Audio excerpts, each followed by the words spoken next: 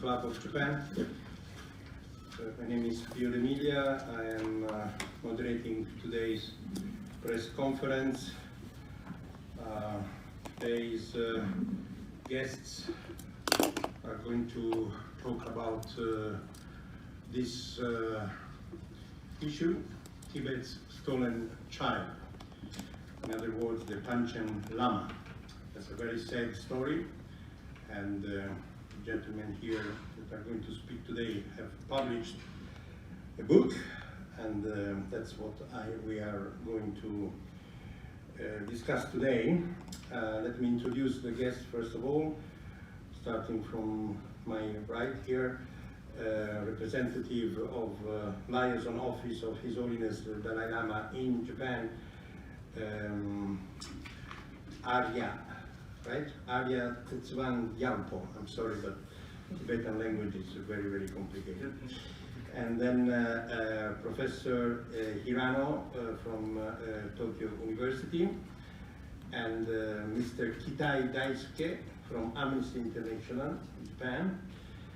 And we will also have at the end of the presentations a reading of a message by Shimomura Hakobun, chairman of All Japan Parliamentary Group of Tibet, read by Fudetani Karma of the Tibetan community here in Japan. Okay, so let's start from you, Arya-san. Welcome back at the club. You have been many times here with His Holiness the Dalai Lama, and this is a good occasion to remind you that we are wishing for His Holiness to come again, even virtually, on a platform. So, onegaishimasu. Good morning, konnichiwa and tashidele. And first of all, I would like to thank you all for coming to attend this book release and press conference. Despite the coronavirus pandemic difficult situation here in Tokyo. But as you see, for the Tibetan, today is a very important day, and we would like to send a clear message to the Chinese leadership in Beijing that we and the international community have not forgotten Panchen Lama, a 6-year-old child who was kidnapped by the Chinese communist regime some 26 years ago. And I would like also to thank Foreign Correspondent Club Japan for giving us this opportunity to organize this book release and the press conference. And I thank Mr. Professor Hirano here, Tokyo University, and Mr. Kitai from Amnesty International for joining us and sharing their views on the enforced disappearance of the Panchen Lama. And I also thanks Miss Madam Fudetani Karma for coming here to read the message of Mr. Shimomura Hakobun, who was a former Japanese education minister, and currently he's chairman of All Japan Parliamentary Group for Tibet. So let me go with my statements and the press release. So as you see, like plight of the 11th Panchen Lama, the Genjin Chökyi Nyima, truly represents the brutal and the repressive nature of the Chinese Communist regime and their brutal rule in Tibet for the last 70 years. And the Communist China does not believe in religions, and they say that religion is poisonous. And for the Tibetans, reincarnated lamas are highly respected in our society, and Panchen Lama is considered the second most important reincarnated lama in Tibetan Buddhism. And the 10th Panchen Lama, that is Lobsang Chökyi Gyaltsen, he died at the age of 51 in 1989, and he also died under very dubious circumstances. He died after making a speech in which he criticized the Chinese policies in Tibet. Later, His Holiness the Dalai Lama recognized a 6-year-old child, Genjin Chökyi Nyima, as the reincarnation of the 10th Panchen Lama on 14th May 1995. But 3 days after that, the Chinese Communist leadership They kidnapped the boy. The next Panchen Lama to be obedient. They intervened the process of choosing the 11th Panchen Lama and let the Tibetan people believe this puppet, Mr. Gensen Noru, is the Panchen Lama who is patriotic to Chinese nationalism. But how this way destroyed the tradition and vitality of Tibetan Buddhism and Tibetan culture, society? This booklet explains the details. Today, what I'd like to add is why the CCP and the government of PRC insist that they have the right of choosing the incarnations of Tibetan Buddhism. They say the choosing of the incarnation must do the lottery, must use the lottery using the golden pot. This way is suggested by the Emperor Qianlong in 1792, and China claims this as one of the best evidences of Qing dynasty's sovereignty to Tibet. CCP says modern China inherited the sovereignty of Qing dynasty, but the golden pot lottery was rarely or never used by the Tibetans, especially the great reincarnations in the modern history, the 13th Dalai Lama, the 14th Dalai Lama, and the 10th Panchen Lama were not chosen by using golden pot. The most important thing in this process is the action of searching reincarnation and selection by Tibetan Buddhism itself. So the CCP's claim Chinese sovereignty over Tibet and right to select reincarnations is not true. Then CCP says the process of choosing the 11th Panchen Lama taken by Tibetan Buddhism itself, especially through the communication between Panchen Lama's home base, Tashi Bunpo Monastery, and the 14th Dalai Lama, is violating the established, violating the rule established by Qianlong, destroying the sovereignty of China and national unity. From 1995, CCP began patriotic education in the whole China and in Tibet. The main contents of this education and propaganda is to condemn the 14th Dalai Lama and Tibetan separatists from China. Then let the Tibetan people believe Mr. Gensen Noru is the 11th Panchen Lama. I saw a lot of people in Tibet are in deep sorrow because one of the great symbols of Tibetan Buddhism got tragedy, and the pressure of Chinese nationalism is serious in this 25 years. But CCP is a party of revolution who denied religion and denied pre-modern governance. Emperor Qianlong believed Tibetan Buddhism, and he was the patron of Tibetan Buddhism. Why CCP, PRC use such way to explain this sovereignty to Tibet?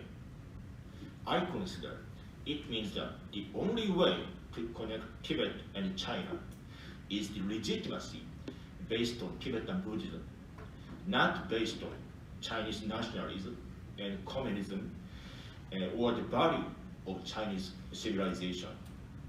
In the modern history, China has destroyed the civilization of Tibetan Buddhism by using the value of Chinese nationalism civilization. So they have no legitimacy to intervene in the process of choosing the reincarnations of Tibetan Buddhism. Now, China must liberate the true 11th Panchen Lama, Gendun Chuki Nima, and return the right of choosing reincarnations to Tibetan Buddhism itself. Make a new conversation to establish true peace between Tibetans and other minorities in China and peoples in Hong Kong. Thank you very much. Their current normal lives. But, however, how can we believe this without hearing his own voice or without an independent investigation? When we talk about the human rights situation in China and Tibet, the lack of accountability is always a problem. Thanks to various efforts of Tibetan people, Chinese people, and the international community, the reality of human rights violation in China and Tibet has been exposed, but it is still not enough. Access to and from Tibet remained highly restricted, particularly for journalists, academics, and human rights organizations, and making it extremely difficult to investigate and document the human rights situation in the region. Even in United Nations, the Chinese government is trying to change the rule.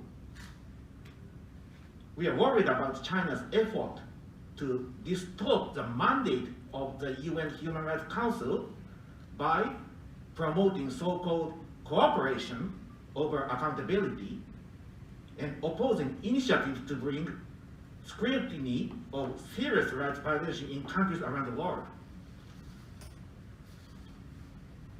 When the UN High Commissioner for Human Rights, Special Procedures, and dozens of states urged China to comply with international human rights standards, China contended that they were improper remarks that grossly interfered with China's sovereignty.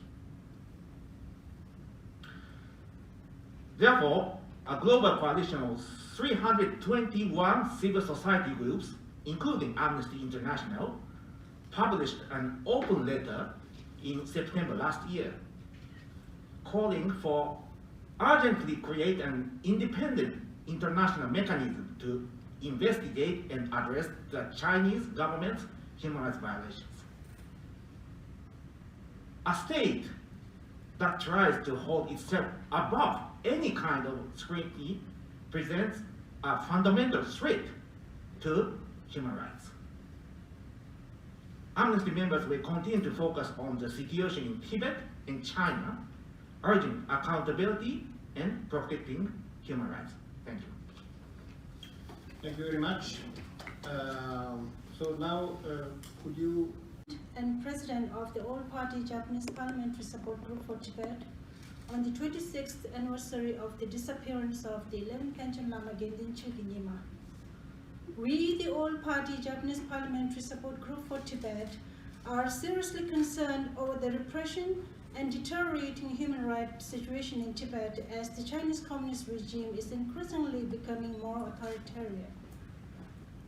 With the invasion of Tibet, China has been using the relationship between the Dalai Lama and the Panchen Lama as a means to sow discord among the Tibetan people and destroy their religion and culture. After selecting their puppet Panchen Lama, the Chinese government kidnapped the Panchen Lama recognized by His Holiness the 14th Dalai Lama and imprisoned him as the world's youngest political prisoner. He is still in detention since last 25 years. It is a serious humanitarian crisis rarely seen in the world, and it would never be acceptable. We resolutely condemn the Chinese Communist Party's religious persecution and express deep concern over the Chinese Communist Party trying to destroy Tibetan cultural, religious, and linguistic identities. China must announce the whereabouts of the Panchen Lama as soon as possible and release him immediately by heeding the call of the international community. Of course, the Chinese Communist Party has neither the right to select the successor of the Dalai Lama as well the Panchen Lama. No one in the world has this right except the Tibetan people. The Tibetan people, based on their Buddhist tradition, have the right to choose their religious leader and place of worship without interference from any country. The international community should firmly respect and defend such right. We, the All-Party Japanese Parliamentary Support Group for Tibet, will cooperate with countries around the world that share the same values of freedom, democracy, and the rule of law. We welcome the resolution adopted in the Parliament around the world against China and that we are determined to act together. Thank you.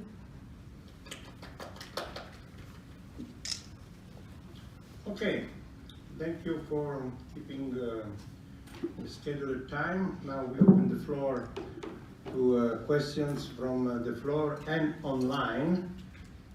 I don't have any online questions for the time being, so is anybody in the room here that wants to make questions? Please. Okay. Well, I guess I'll take over and ask a few questions. I think that the story of the Panchen Lama is, for those who have interest in Tibet affairs, is quite well known. But could you tell us if you have any direct or even indirect information where he is now and how he's doing? The last official information we had, I think, was a few years ago when Chinese UN ambassador, I think, stated officially that he's Genki, he's very happy, he's a student, has a job, and he doesn't want to get involved with anybody. And he's happy pursuing his own life. Do you have any updated information about this? Yeah, so the thing is that he has disappeared. Now it is 26 years. We still don't have any proper information. All these years we have been Tibetans and the Tibet support group, even the Amnesty Internationals, we have been trying to get information, the safety of the boy and their family, but we didn't get information. Last year, we made a concrete effort, got involved the worldwide parliamentarians and human rights people to pressure the Chinese to get some information out of it. And as Pio has said rightly, now their spokespersons, now out of that pressure, what they have said is that the boy is fine and then he is now working and he and his parents don't want to be disturbed. So that's why we are respecting their privacies. So this is a very unsatisfactory response. Accused, but that recently he has been able to gain some kind of support. Yeah, so I will speak on this bit and then I would like to have Professor Hirano also speak on this. My feeling is that when he was elected, because Tibetan community, they also feel very sorry for this Gyaltsen Nodru. He has been forced to do what he don't want to do. And his parents, they are also, we feel that they are in problem. Because if they don't do what the Communist Party say, they will be in a problem. So, till now, there is no acceptance from the Tibetan side, and from his side also, I think he was very reluctant. That's why he has not appeared. And I don't know whether he has properly studied the Buddhist text and the logic that he was supposed to study, whether he was allowed to study or not. Now, what is happening right now? What is happening right now is China has now made such a system in Tibet that nothing could be done without the permission or without the information of the Chinese Communist Party. And then now people, even if they say that they want to practice a religion or they want a Tibetan language to be taught, they are termed as the separatists and then put in a jail and tortured. Now people cannot do anything. In such circumstances, now China has, what they have done is they are sending this Panchen Lama, the false Panchen Lama, with the officials to the Tibetan villages and forcing the Tibetan to accept him and revere him and respect him. The Tibetan people have no options. They do it. Now, when the foreign dignitaries comes, this false Panchen Lama was shown to these foreign dignitaries saying that, oh, there is a religious freedom. And now he has to say that there is a religious freedom in Tibet and all these kind of things. And now there is a fear that the Chinese Communist Party, what they will do is that they will start sending him outside to the Buddhist countries and represent Tibetan Buddhism. So this is a very dangerous trend, and Chinese Communist Party, who does not believe in religion, who does not know anything, ABCD of the Buddhism itself and the reincarnation process, if they continue to interfere in this Tibetan religious matter, this is not a Tibet issue. This is a whole international religious issue that we all should be aware of. You want to add? About this program, my feeling, it is very difficult to how to say, but when I visit Tibet sometimes, everywhere everywhere the Tibetans say this program is one of the most difficult program to Tibetan people, because Chinese policy governance says this is the Panchen Lama.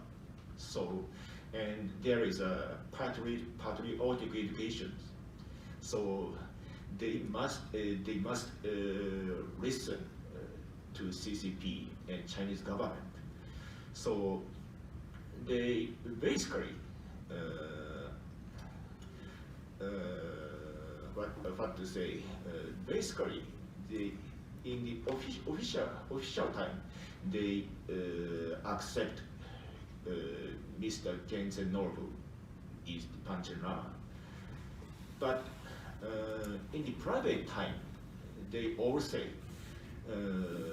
I don't know how to say, because the reincarnations are based on the tradition of Tibetan Buddhism, and Tibetan Buddhism itself choose reincarnations for more than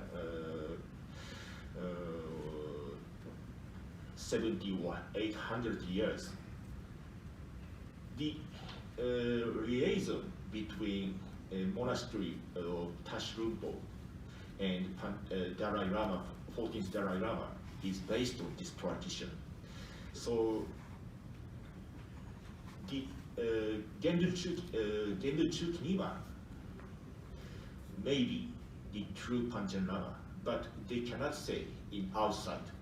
Only in private they say. But if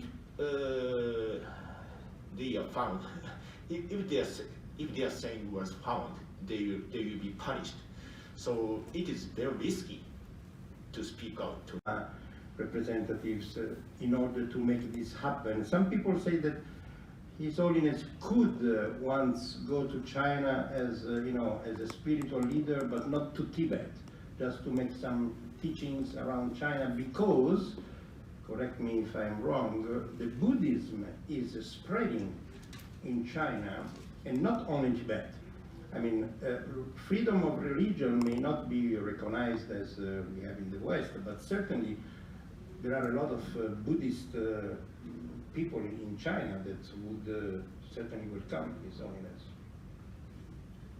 Yes, that's very important and relevant questions. Now, as I told you before, His Holiness, the Nobel Peace Prize winner, and he is an apostle of peace and non-violence. He is accepted throughout the international community as a messenger of peace. And he has nothing. He has exiled government, or whatever we say, the Central Tibetan Administration, we have nothing. We don't have any army or anything. But then, although China is very powerful militarily, economically, but then they are very, very afraid of one person, that is His Holiness the Dalai Lama. So to that extent, the peace and non-violence has power. It proves, despite all missiles and all the tanks, helicopters, military structures that the China has, they are still afraid of His Holiness Dalai Lama. That is clearly said in 2007, I think, when His Holiness visit to China was discussed. What Jiang Zemin has said, if we allow Dalai Lama to enter China, everything will go mad. We won't be able to control our people. To that extent, the China is afraid of Dalai Lama. Why? Because you mean visit China or visit Tibet? yeah, visit China. In Tibet, they don't allow, of course. So even to visit China. So that's why what they have done is that why Dalai Lama's very word is censored. His photos are censored. And they keep on telling us, the people, indoctrinate, saying that the Dalai Lama is a devil, separatist, these kind of things. This is all to tell the people and the Chinese youngster that Dalai Lama is a separatist and a bad things. Now, inwardly, they are so fearful about the Dalai Lama because they believe, in a way, many scholars have said that real separatist is the Chinese communist leadership. See what happened in Larungar and Yachengar. Big Tibetan monasteries where many Chinese people they came, Tibetan monks and nuns are there. Tibetan and Chinese, they come together and learn Buddhism, practice together, they're living in a peace. This is very dangerous to China. So what they have done, they need to come out with a policy to separate the China and the Tibetans. So they have closed, restrictions were put on the monasteries. Chinese were expelled out of the monastery. Many Tibetan monks and nuns were expelled out of the monastery. They are separating the Tibetan and Chinese. They don't want that China and Tibetan to live together. One thing. Second thing, in 2008, Tibetans have submitted a memorandum for genuine autonomy for all the Tibetans. What does that memorandum has? That memorandum has said that we would like to live with China, but then we need freedom and autonomy to practice our religion and language. And this is very dangerous for China because this is exactly what is said in the Chinese constitution itself, that minorities, they have a right for autonomy, for their language and for religions.